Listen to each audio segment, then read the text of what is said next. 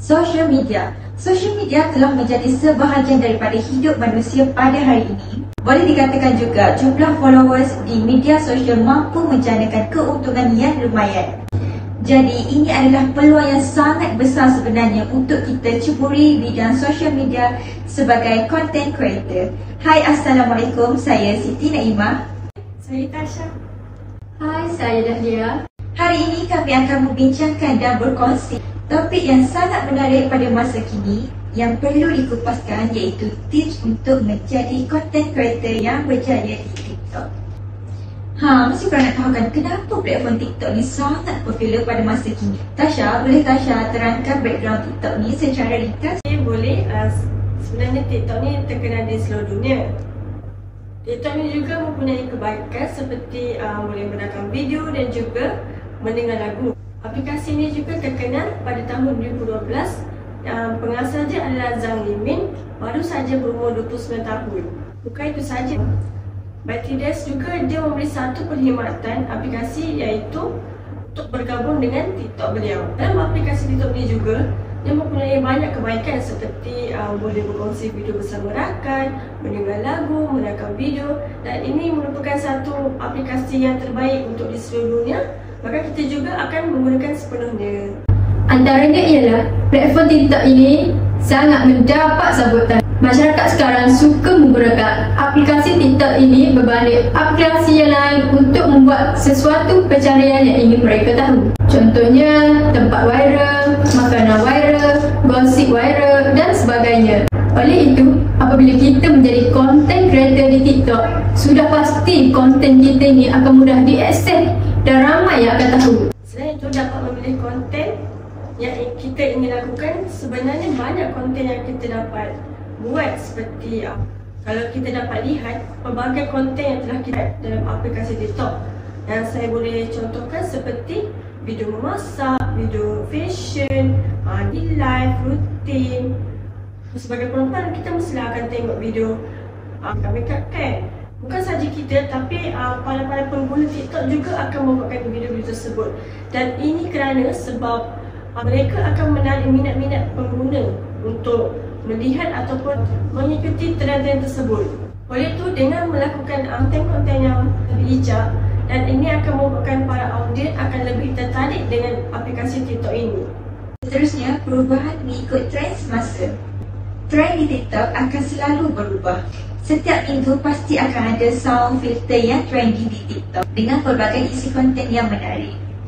Dengan itu, dengan selalu mengikuti trend dan membuat video yang kreatif, pasti akan lebih menarik perhatian audiens. Oleh itu, video anda akan mudah masuk ke FYP dan seterusnya mampu mendapatkan viewers like yang tinggi. Selain itu, kita juga boleh mencantumkan video TikTok kita dengan orang lain. Dengan mencantumkan video kita dengan TikTokers yang famous dan TikTokers yang mempunyai viewers yang tinggi, ini akan memudahkan video kita masuk ke FYP dan mendapat viewers yang tinggi. Syarikat TikTok juga selalu mengadakan event. Contohnya, TikToker Nelisa Norazlan, pengikut di akaun TikToknya seramai 3 juta. Nelisa yang terkenal dalam buat konten makeup telah dijemput hadir ke salah satu event yang telah dianjurkan di Jakarta, Indonesia. Event tersebut bernama TikTok for Your Stage. Terdapat banyak kelebihan yang TikTok tawarkan kepada penggunanya. Namun begitu, semua platform terdapat garis panduan komuniti yang perlu dipatuhi oleh setiap pengguna, termasuklah platform TikTok. Mesti korang tahu kan apakah garis panduan komuniti yang TikTok telah tetapkan kan? Contoh, garis panduan komuniti iaitu keselamatan kanak-kanak, tindakan bunuh diri, mencederakan diri. Ini merupakan salah satu garis panduan komuniti yang telah TikTok tetapkan.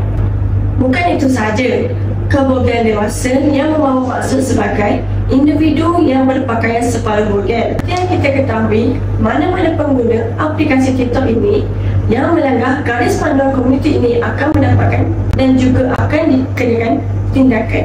Sebagai contoh, menyebut aplikasi lain di dalam TikTok Live, iaitu Shopee, Lazada, WhatsApp dan sebagainya.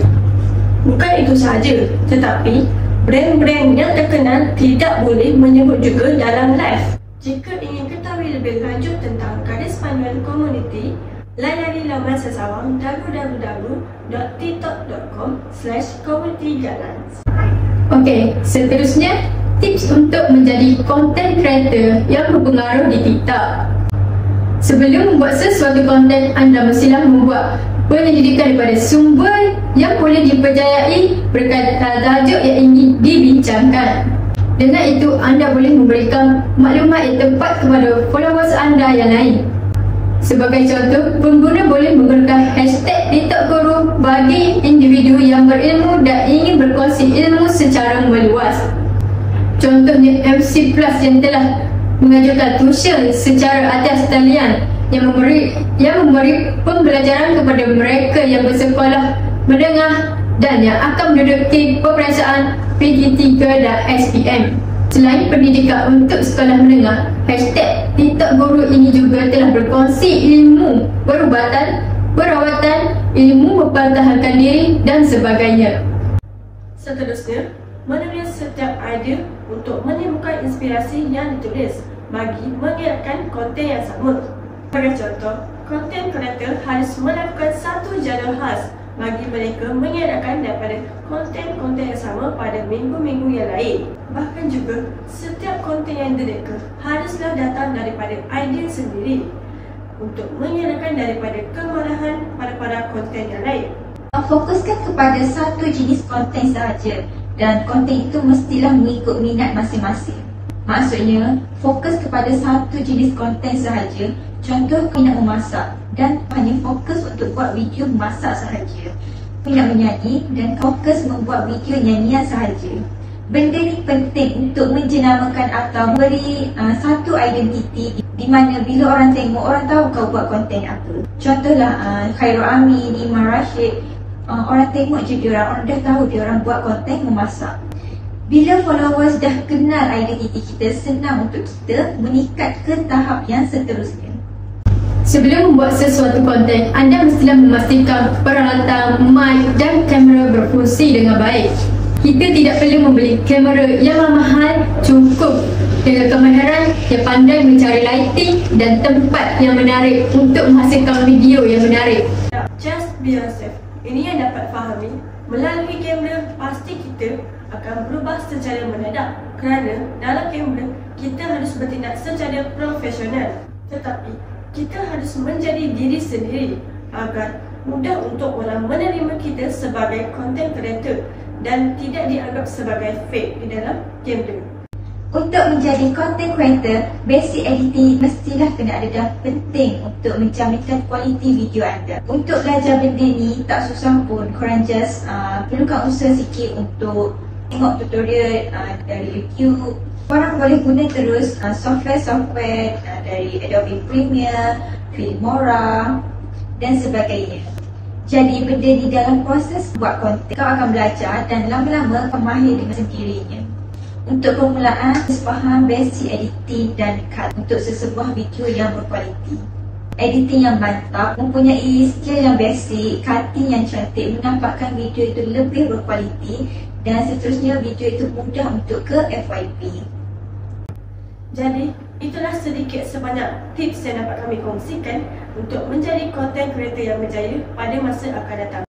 Itu sahaja video kita untuk kali ini. Tips-tips untuk menjadi content creator yang berjaya. So, kita akan berjumpa lagi pada video yang akan datang. InsyaAllah. Stay safe and take care. Assalamualaikum. Belum habis lagi, ada tips tambahan atau bonus tip yang kami ingin kongsikan.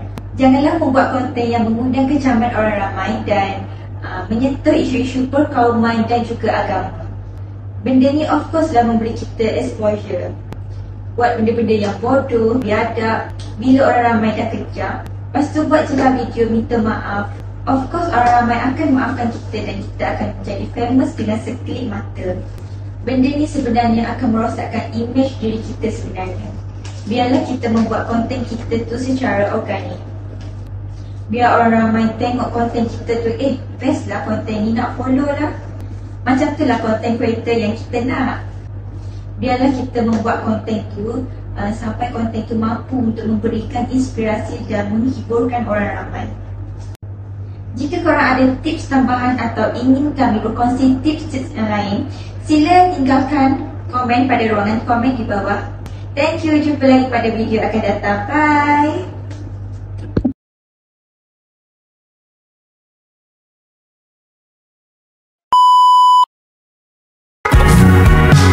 I've only seen you twice in my life, but my mind's all over you.